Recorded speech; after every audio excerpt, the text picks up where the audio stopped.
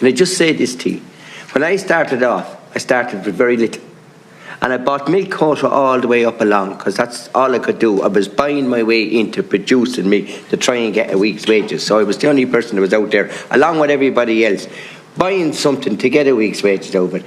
But like, to produce winter milk at the moment, and I'm mad, and my father before me, all my life, at the moment, it's not going to pay going forward because of the costs. And how long can somebody sustain that? We do it. And you know what I do compare myself with? All the shopkeepers years ago, when I was a young fella delivering milk in Portlaoise, where are all the small shops gone? They're all closed. There's none of them there. Because they're all, and it wasn't, they all loved it. They loved meeting the people, but they just couldn't keep the doors open. And what happened was, when the younger generation came in and said, we're closing this down, and it was hard on families. We're not making money, so we're closing it. Other people will keep going because of our pride. Pride keeps us going. But like when it comes into the next generation, when they look at non-profit, doors closed, we've one hope. All of us going together. We're all farmers at the end of the day. That's what we are. And we're all producing stuff out of the ground the best we can do it. And we have excelled ourselves. And as you speak about, it doesn't matter even whether it's horses or not. We're just brilliant at what we do. And we have a very good vein of land in the country. Some better than the others. And we have to look after the person in order that we all get an income out of it. But the three questions, going back to CAP, that I want to ask is, what changes to environmental measures, eco schemes, conditionality, stocking limits, biodiversity actions are needed to deliver workable climate and nature outcomes without undermining farm incomes or livestock production? The next question I wanted to ask was, what role should cooperatives and producer organisations play in improving market power, pricing transparency and fairness to the supply chain, and what CAP instruments could strengthen this role for the likes of us? And my last question that I want to ask under CAP is, going forward, what specific simplification measures, all right, and we spoke about this here, you're all in the same line as me in this, in inspections, paperwork, compliance, digital systems or scheme eligibility rules are most urgently needed to reduce the administrative burden for farmers in the next CAP budget? So I'd like to hear from all you people here today. I was keen to get in. I was going to answer Deputy Fitzmaurice's question first, but I don't want to take away from... No, that's all right. Go on. We're all here together, right? No. We'll get them all answered. Yeah. Grant.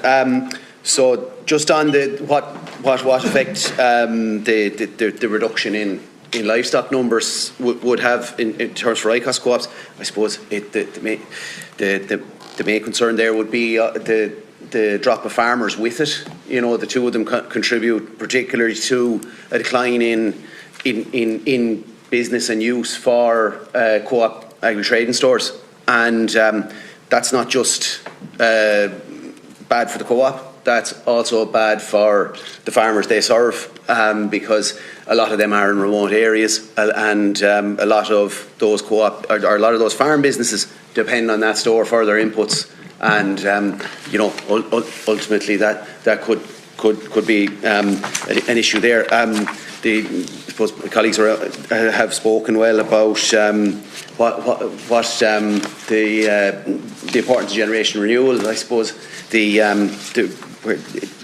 price of animals and the demand for animals is probably something of a barrier for entry for the next cohort of farmers coming in too, and what obviously that cost of animals or price of animals has been a due reward for people who've stuck at it too. So we're certainly not saying that should decrease, but yeah, that's where we see it with the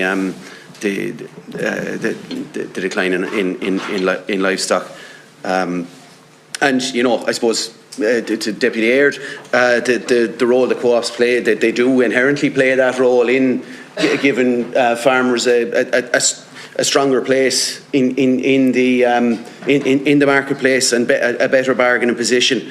I suppose in terms of what can CAP do, I suppose maintaining its fully funded budget and its ring-fenced nature, in respect to both Pillar 1 and Pillar 2, and allowing that stability so that co-ops, like farmers, can make investments and can develop products and markets, and negotiate on behalf of their farmers with that stability. That it's good for co-op and farmer alike. I don't know if you have anything to add there, but that's all I have there. Deputy Aird's questions? Yeah, I think just on Deputy Aird's question on the changes needed to environmental measures on CAP, I suppose the point we would make on that, and from a climate perspective, like we had a dairy vision report, we had a beef vision report, we had a tillage vision report looking at this issue, and to be honest with you, as from where we stand, they're gathering dust. We also have the just transition, and we now have the nature restoration law, and I think the point we would make on this is that CAP can't do these, do the job on these, because the money is simply not there, even within the existing budget. If these issues are going to have to be addressed, that funding is going to have to come from elsewhere. I think on the simplification piece, I think, we've been listening to simplification for years, and I think the one concern we would have on the simplification piece is there seems to be a very strong focus on simplifying it for the regulators and not enough stronger focus for simplifying it for the farmers. And I think we need to get down to actually simplifying the issues for farmers. And from our perspective on that, we need to reform the schemes we have. We need to look at what's in the schemes, what's relevant, and we also need to properly reward farmers for participation in those schemes. We're not properly rewarding farmers. So I think they're the 2 points I'd make in relation to that. Before I want Deputy Newsom-Drennan. Speak to the environment question. Easy. You asked what changes to the environment measures. They need to start being realistic. They need to start having a definitive start point and the condition where things are. We talk about climate being global. Well, environment is local.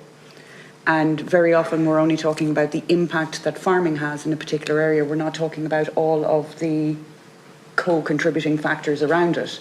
So you can't just pick out farmers in isolation and target them and expect that the environment is going to magically spring up. Yes, as the majority landowners, they do have a huge impact, but there are things upstream and downstream and surrounding them that also have impacts, and all of that is completely ignored. We need to have precise, targeted measures implemented at local level rather than broad, overarching things. And we have some broad, overarching things which actually disimprove environmental issues. Calendar farming is one of these, for example.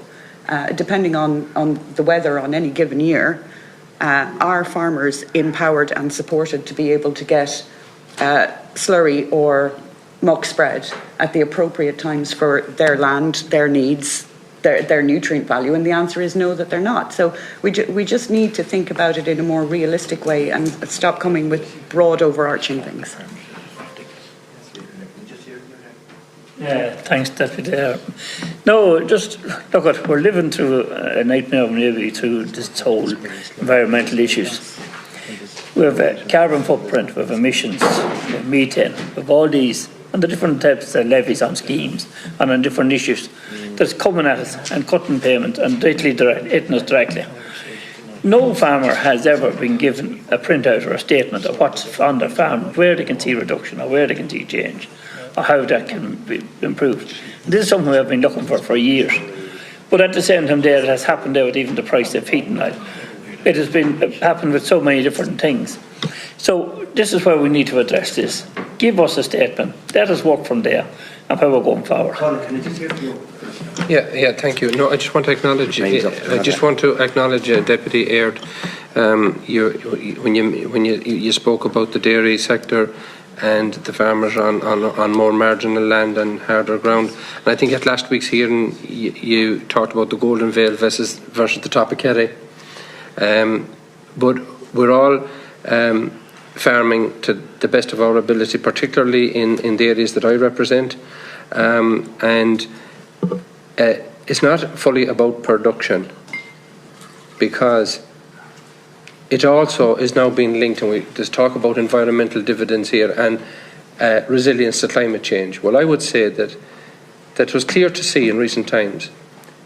The lands up along the western seaboard have the ability to adapt to climate change.